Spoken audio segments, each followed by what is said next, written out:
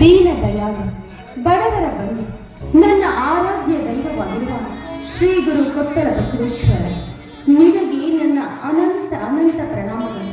ಭಗವಂತ, ಬಡತನದಲ್ಲಿ ಹುಟ್ಟಿ ಬೆಳೆದ ನಾವು ರೈತರು ಈ ಭೂಮಿಯಲ್ಲಿ ನಮ್ಮ ತಾಯಿ ಅಂತ ತಿಳಿದುಕೊಂಡು ಬದುಕುತ್ತಿರುವ ಜನ ನಾವು. ಈ ಭೂಮಿ ತಾಯಿಯಲ್ಲಿ ನಾವು ಬೆಳೆದು ಆ ತಾಯಿ ಕೊಡುವ ಫಲವನ್ನೇ ಪ್ರಸಾದ ಅಂತ ತಿಳಿದು ಪ್ರತಿನಿತ್ಯ ಅದನ್ನೇ ತಿಂದು ಬದುಕುತ್ತಿರುವ ಕಡು ಬಡತನದವರು ನಾನು ನವಮಾಸ ಹೊತ್ತ ಗರ್ಭಿಣಿ. ನನಗೆ ಯಾವ ಕೆಲಸವೂ ಮಾಡಲು ನನ್ನಿಂದ ಆಗ್ತಾ ಇಲ್ಲ. ನಿಜಕ್ಕೂ ನನ್ನ ಗಂಡ ದೇವರಂತ ಮನುಷ್ಯ. ನನ್ನನ್ನ ಅವರ ಕಣ್ಣಲ್ಲಿ ಕಣ್ಣಿಟ್ಟು ಜೋಪಾನ ಮಾಡ್ತಾ ಇದ್ದಾರೆ.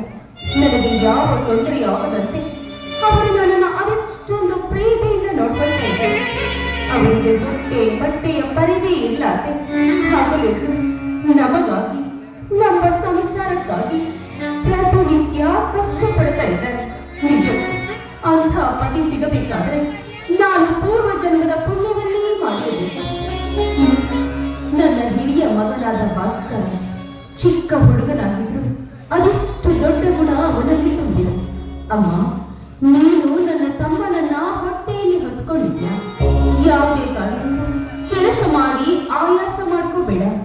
ಅಪ್ಪನ ಜೊತೆ ನಾನು ಹೊಲಕ್ಕೆ ಹೋಗ್ತೀನಿ ಅಂತ ಇಂಥ ಕಡು ಬಿಡಿಸಿನಲ್ಲಿ ನನ್ನ ಕಂದ ಅವರ ತಂದೆಯ ಜೊತೆ ಹೊಲದಲ್ಲಿ ದುಡಿತಾ ಇದ್ರೆ ನಿಜಕ್ಕೂ ಈ ಹೆತ್ತ ಕರುಳಿಗೆ ಅದೆಷ್ಟು ಸಂಕಟವಾಗುತ್ತೆ. ನಾನು ನಿನ್ನಲ್ಲಿ ಕೇಳಿಕೊಳ್ಳುತ್ತಿರುವುದಿಷ್ಟೇ, ಆದಷ್ಟು ಬೇಗನೆ ನಮ್ಮನ್ನ ಈ ಕಡು ಬಡತನದಿಂದ ಕಾಪಾಡಿ ನಮ್ಮನ್ನ ಉದ್ಧಾರ ಮಾಡುವ ಭಾರ ನಿನ್ನನ್ನೇ ಕೂಡಿದೆಯಪ್ಪ, ನಿನ್ನನ್ನೇ.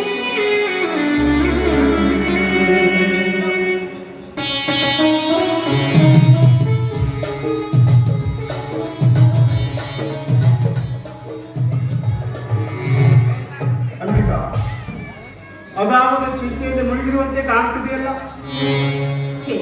ಹಾಗೇನಿಲ್ಲ, ಬನ್ನಿ ಊಟ ಮಾಡಿವೆ ಅಂತ. ಇಲ್ಲಿ ಬಾಸ್ಕರಲ್ಲಿ ನಮ್ಮ ಆರಾಧ್ಯ ದೇವ ಪೂಜೆ ಆಯ್ತಾ? ನಿನ್ನ ನಿತ್ಯ ಭಕ್ತಿಯ ಪ್ರಾರ್ಥನೆ ಮುಗಿಯಿತಮ್ಮ?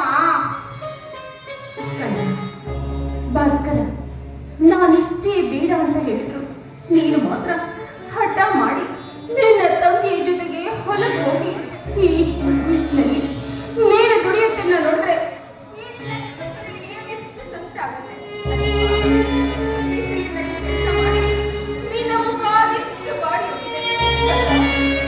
ನೀನು ಈ ರೀತಿ ಕಷ್ಟ ಪಡೋದನ್ನು ನೋಡಿದ್ರೆ ನಿನ್ನ ಹೆತ್ತ ಕರಳಿಗೆ ಅದೆಷ್ಟು ಸಂಕಟ ಆಗುತ್ತೆ ಗೊತ್ತಾಗಲ್ಲ. ಅಮ್ಮ, ಯಾಕಮ್ಮ ಕಣ್ಣೀರು? ಅಮ್ಮ, ನೀನು ತುಂಬು ಹೊರಟಿರಿ. ನಿನಗಂತೂ ಹೊಲದಲ್ಲಿ ಕೆಲಸ ಮಾಡುವುದು ಆಗುವುದಿಲ್ಲ. ಅಂಥದ್ರಲ್ಲಿ ಅಪ್ಪನೊಬ್ಬನೇ ಅದು ಎಷ್ಟು ದುಡಿಯುತ್ತಾನೆ ಹೇಳು? ಪ್ರತಿದಿನ ಅಪ್ಪನೊಬ್ಬನೇ ದುಡಿದುಕೊಂಡು ನೋಡುವುದು ಆಗುತ್ತಿಲ್ಲ ಅಮ್ಮ.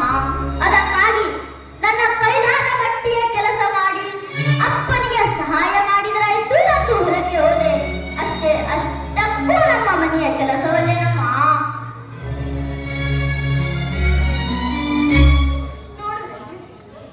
ನನ್ನ ಮಗ ಭಾಸ್ಕರ ಎಷ್ಟೇ ಚಿಕ್ಕವನಾದ್ರು ಅವನ ಗುಣ ಎಷ್ಟು ದೊಡ್ಡದು ಅಂತ ನೋಡಿದ್ರ?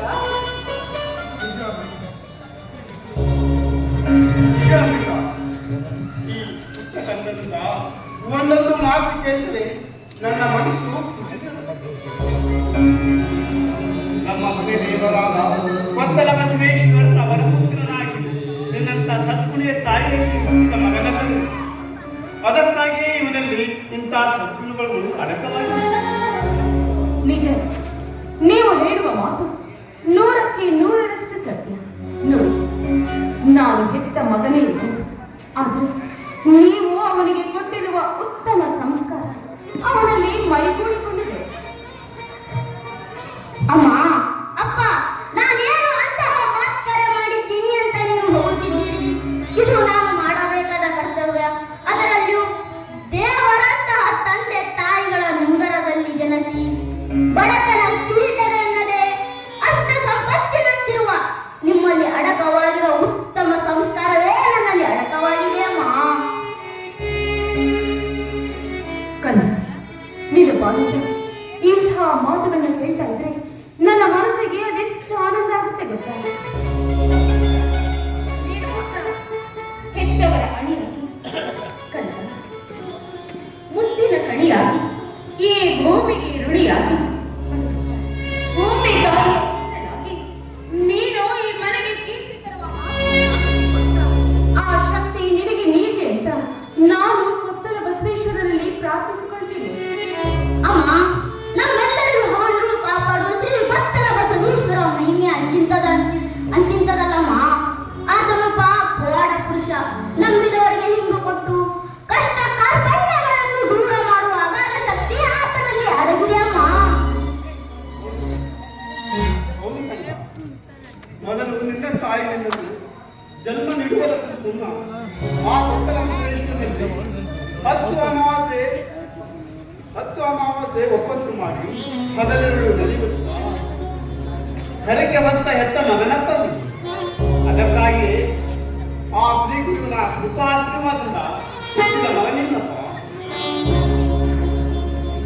ಬನ್ನಿ ಪಾಪ, ಈ ನನ್ನ ಪುಟ್ಟ ಕಂದ ಅದೆಷ್ಟು ಹಸಿದುಕೊಂಡಿದ್ದಾನೆ.